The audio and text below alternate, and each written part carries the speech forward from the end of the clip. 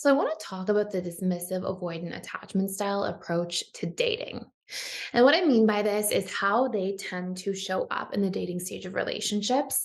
Now, if you're not already familiar, based on the work of Dr. Susan Johnson, we have six major stages of relationships. She often talks about five, but I've really separated out the dating and honeymoon stage. So we have the dating stage, then the honeymoon stage, then the power struggle stage, the infamous power struggle stage. Then we have the stability, commitment, and bliss stages. And when we talk about the dating stage, it's really characterized as being the vetting stage. We are supposed to be looking to see very consciously and intentionally if somebody is the right person to fit into our lives. Now, a lot of people do the dating stage subconsciously. They do it on autopilot. They just feel like if I'm attracted to somebody and if we have a good time together, then this is great. Let's see if it works. But I think that a much better way of approaching this is to look at the dating stage very intentionally. What are you looking for? Are you clear? Do you know your standards? Do you know your non-negotiables? And by being clear about these things, not in a very rigid way, like a checklist, but by being clear and intentional and conscious, you also don't waste your time, right? And our time is such a valuable resource that we have. So when the dismissive avoidant approaches dating, they have a very unique approach to dating. Now, if you're not familiar too, the dismissive avoidant is essentially the most avoidant attachment style or love style out of all four. And so when we look at the different ways that we tend to attach and connect, dismissive avoidants take a much more avoidant approach. And there are a few things that they tend to do. And one of the biggest components about how we show up and interact with other people is that we all tend to project from our perception. And what I mean by this is that we tend to subconsciously assume that whatever we are looking for or however we are approaching things when it comes to relationships, that other people are approaching them through the same lens. I'll give you an example. I once had an anxious, preoccupied client, and she was super sweet. She was young. She was dating somebody who was dismissive avoidant, and they were together for 4 years or so, I think, at the time. And I remember her saying that they were in an argument. And she was telling me this on like one of our first sessions and sort of in my office telling me what she wanted to work on. And she said, um, he said he needed space. And I know that when I say I want space, what I'm really looking for is to see if the person cares and will show up and make a difference, or make an effort to put into the relationship and resolve the argument. So I decided to cook him a nice meal and write him a letter and show up and surprise him. And when I was hearing the story, I could so clearly tell that her dismissive avoidant partner actually needed space. Like he was actually needing time and space to process his feelings, to figure out what was going on inside of himself, and that she was projecting from her perception. She was essentially projecting how she would feel and what she would need onto him and then acting accordingly. Now, we all tend to do this. And even those of us who are working on ourselves, we definitely have times that we go about doing this and are probably not aware of it. And another example of this is that you might think, if you are anxious, preoccupied, that, if you were to not call somebody back in a relationship that you were dating and that you really liked, it would mean that you don't actually care that much, because how could you possibly forget about calling them back? But somebody who leans really avoidant and moves at a slower pace, it may not have the same weight. They could still really like you and forget to call you back. So we tend to sort of assume things from our perception and we project that sort of way of doing things onto others. And then we tend to, be triggered by other people's behavior. So I'm telling you all of this to really tell you what the dismissive avoidant tends to approach dating like, so that you can see some of the similarities that you might have, or of course, recognize some of these things if you are a DA watching this, and also what some of your differences might be. And in knowing those things and understanding them, it gives you the capacity to not personalize other people's behavior so much and to understand the process, while also making sure that you have healthy boundaries and you can communicate your needs in healthy ways to bridge the gap between your and someone else's potential differences.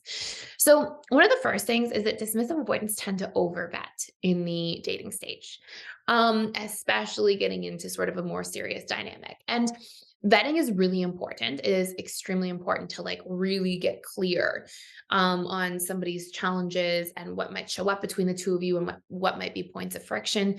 But because dismissive avoidants inherently don't trust themselves to communicate through conflict, they, as a result of that, often don't see differences in relationships as being solvable problems. So, two securely attached people might be dating and they could have a difference of opinion. They could have a pain point or a challenge or a point of friction between them, something they disagree on. But two securely attached people are generally going to look at those things and be like, well, let's talk about it. Let's hash it out. Let's fix that. Let's find healthy boundaries for ourselves on this, or let's validate each other's, perspectives, but be okay with having a difference of opinion.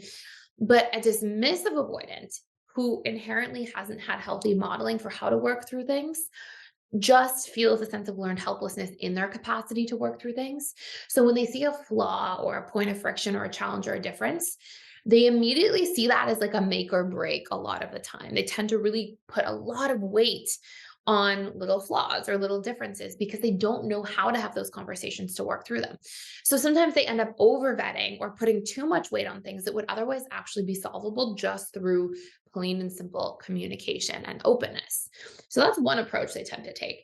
And again, they tend to like assume that everybody's operating in the same way as they do. They also tend to flaw find. So they will also look for flaws a little bit as a subconscious strategy for self protection when they get afraid of being too close. They absolutely operate in their fears minus their feelings minus their fears. So when they start having these fears come up, it's almost like the fears can overtake the feelings. Whereas that's more rare for other attachment styles. FAs can do that a little bit too, but they tend to get really strong feelings as well, and strong fears. DAs tend to get weaker feelings because they kind of repress their feelings and they take their time, but they can have really strong fears that come up. Hence why DAs can kind of like pull back all of a sudden, seemingly out of the blue. They also tend to think that everybody's out for themselves. And this is a big part of what I mean by like project from our perception. Because for a DA, it wouldn't really cause them any harm or emotional hurt if somebody forgot to call them back or text them back. They would usually be relatively unaffected.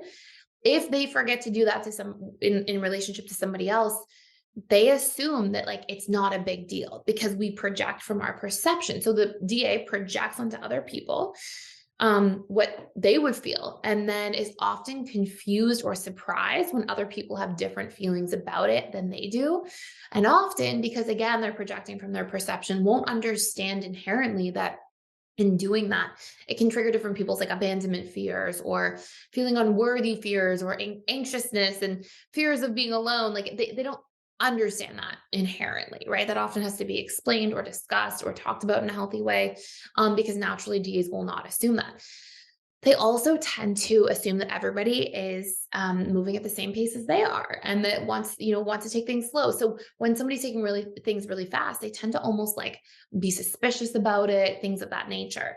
Now I'll share a couple other things, but if you want to dive into like understanding how each attachment style shows up in every stage of relationships, strengths, weaknesses, challenges, pain points, all these different things, you can check out our advanced attachment style courses. It's like the roadmap for the 6 stages of relationships, exactly what you have to heal, exactly what you need to know about other attachment styles. And you can check it out completely free for 7 days using the link down below. So you just use that link. It actually gives you access to all of PDS, including I do 4 live webinars every single week with our students. You can come in, ask me questions. I'm there to support you.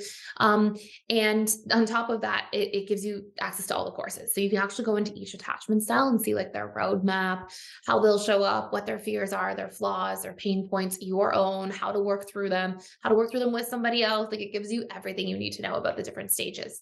So anyways, that link is down below. So the other big thing that you'll see a lot for dismissive avoidance when it comes to dating is they also tend to experience this concept or idea that like everybody is supposed to meet their own needs primarily, and then like kind of come together just at little touch points to sort of like benefit each other's lives and then kind of go back to being on their own again. It's almost like they think they are supposed to be two ships passing in the night, but then just connect briefly and go away, connect briefly and go away. And that's their counter dependency or hyper independence, because that was what was modeled and conditioned within them. And they don't realize the vast majority of the time that that's causing other people pain because it's so far away from those natural expectations and patterns that other people have been conditioned with as other attachment styles. And like the analogy I often use here is having different attachment styles is literally like trying to play a board game, but having a different rule book for the board game. Like it's just going to be confusing and there's going to be friction because one person's trying to play Scrabble, one person's trying to play Monopoly, and you're like, what is going on? And so this happens, right? Because we also tend to assume the whole time that the same person or that the person we're playing the board game with has the same rules as we do. So when they don't and they act differently than we expect them to, it also creates friction or drama or confusion. And that's where being able to have healthy conflict communication skills is of the utmost importance because it's inevitable that when you merge two people's internal worlds that there's going to be challenges and confusion that happens. It's just the way things tend to go. So the very last thing I want to say here is that dismissive avoidants also tend to get into situations where they assume that like we each are supposed to soothe ourselves and they don't realize that like, hey, other people soothe through each other because they're not used to having that type of vulnerability. They generally have a lot more in all of their relationships around them, like friendships, family relationships, tend to have more intellectual connection rather than emotional connection. So they'll share and learn from each other and exchange more information intellectually or mentally and in terms of their thoughts, opinions, beliefs, ideas, learnings, strategies around things. But when it comes to the emotional side of things, there's less exchanging. And again, we project from our perception. So they tend to project that that's how everybody else is and how they're showing up. And again, this can cause points of confusion or contention. So hopefully this makes a lot of sense to you. Definitely important to know your non-negotiables, know your boundaries, to have discussions about these things if you see differences and express your needs so that you can find a healthy collaborative middle ground. And I hope this answers a lot of questions people have been asking. So please let me know any other questions you have down in the comments below. I also make daily YouTube videos here if you're new to this channel about attachment styles, relationships, the subconscious mind, beliefs, reprogramming, all kinds of stuff, how to master our emotions. So if you don't want to miss any and you want a daily breakthrough video every day, please subscribe and hit the notification bell down below. Okay, thank you for watching. Have an amazing day.